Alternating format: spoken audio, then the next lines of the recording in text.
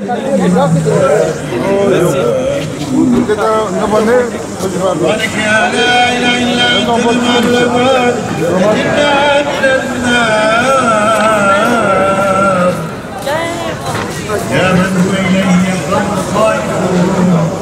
من هو إليه يفزع المؤمنون يا من هو إليه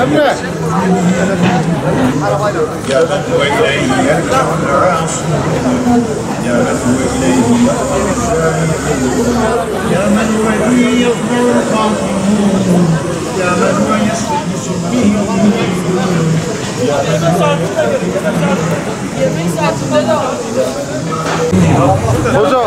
Hoca şey yapma. Gel kalkıyor. Teşekkür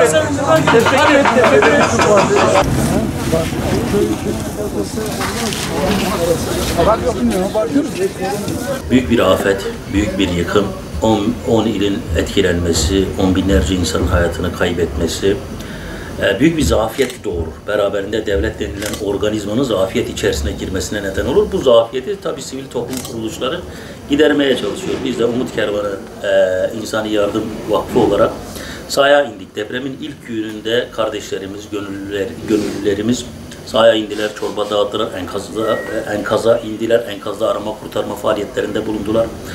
Yani bir seferberlik hali yaşandı. Umut Kervanı için bir seferberlik hali yaşandı. Tabii bunu yaparken çok ciddi bir insan potansiyeline ihtiyaç var. Malumunuz devletin çeşitli kurumları vardır ve bunlar insan potansiyeliyle, yani insan gücüyle sürdürülebilir yardımlardır. Bundan dolayı biz Adıyaman'da bu işi yapıyoruz ama biz Batman'ı anmadan bu haksızlık olur bizim adımıza. Biz Batman'ı anmasak, biz Diyarbakır'ı anmasak, Bingöl'ü, Muş'u anmasak, neden oraları anıyorum? Oradaki kardeşlerimiz buradaki yükü ağır bir şekilde onlar taşıdılar. Yani bugün Batman'a yine bir ekip gitti, Batman'da başka bir ekip geldi. Adıyaman'daki kardeşlerimiz çalışıyorlar, ilçelerden gelen yardımlar var, yani insan potansiyeli anlamında söylüyorum. Ama bunun dışında çevre illerden, yani Güneydoğu'nun her tarafından kardeşlerimiz, ismini anamadıklarımız kusura bakmasınlar ama işte Muş'tan, belki Bingöl'den, her taraftan insanlar geliyorlar Adıyaman'a. Adıyaman'da Umut Kervanı çatısı altında yardım faaliyetlerini de bulunuyorlar. Bu sadece Türkiye için değil, Türkiye dışından da gelenler var. İşte Çinli bir kardeşimiz var. Ya da Uygur kardeşlerimiz var. Özbek kardeşlerimiz var. Yani ümmet elinden geldiğince bir dayanışma içerisindedir. Bu adı Umut Kervan olur, başka bir şey olur ama biz Umut Kervan'ını anlatıyoruz. Umut Kervanı bünyesinde bunlar yapıldı. Çeşit çeşit etnisitelerden, farklı kavimlerden kardeşlerimiz geldiler, dayanışma içinde oldular. Tabii ki bu şey devam edecek. Bu yardımların devam etmesi gerekiyor. Çünkü malumunuz büyük bir afet. Hani bu yangın değil ki söndü diyelim. Bu sel değil ki sular çekildi diyelim. Bu bir deprem, yıktı geçti. Ve artçılar devam ediyor, insanlar hala korkuyor. Bundan dolayı hem psikolojik desteğin, ki bu da özellikle belki Diyanet görevlilerine, belki psikologlara, bunlara da iş düşüyor elbette.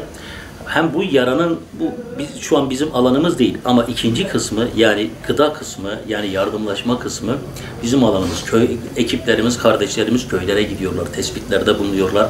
Gıda ihtiyacı olanlara gidip yardımlarda bulunuyorlar. Biz burada günde ortalama, artık daha önce belki 25.000 civarındaydı. Son günlerde baktığım kadarıyla 30.000'e yakın bir ortalama yemek çıkarımımız var. Yani 30.000 yemek çıkarıyoruz günde. Ve bu 30.000 yemeği Adıyamanlı kardeşlerimiz tüketiyorlar.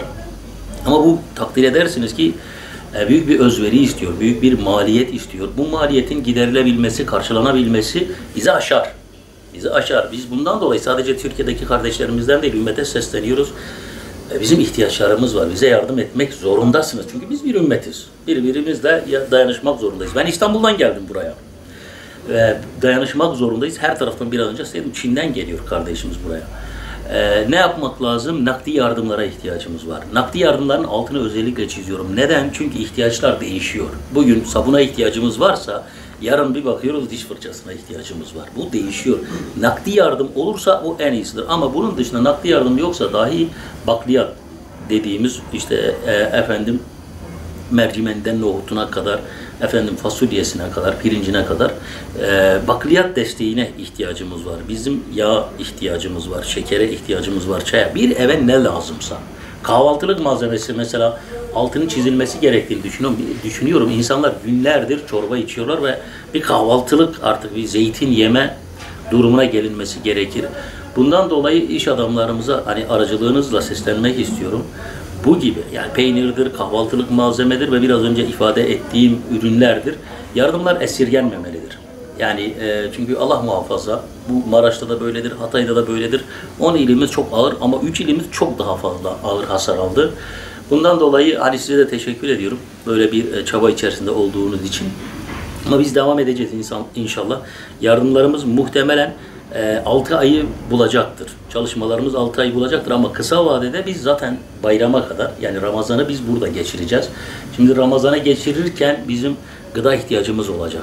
Yani günde 30 bin insan mesela dün ilgili arkadaşa sordum. Günde yarım ton mercimek tüketiyoruz. Bunu biz karşılayamıyoruz. Bu mümkün değil. Bu ancak dışarıdan gelen destekle olur. Biz buradan kardeşlerimize sesleniyoruz. Günde hani az bir şey değil. Hakikaten Adıyaman'da çok ağır bir yük biz de taşıyoruz. Bununla da ayrıyeten hani onur duyuyoruz. Bu bizim görevimizdir. Biz bunu yapmak zorundayız ama malumunuz siz de bunu yapmak zorundasınız. Çünkü biz Müslümanız, yardımlaşmak zorundayız. Peygamber Aleyhisselam bizi kardeşler olarak, Allah bizi kardeşler ilan etmiş. Bundan dolayı kardeşler dayanışma içinde olmalıdır. Biz şu an dayanışma zamanıdır diyoruz. Sizlerden, bütün kardeşlerimizden destek bekliyoruz.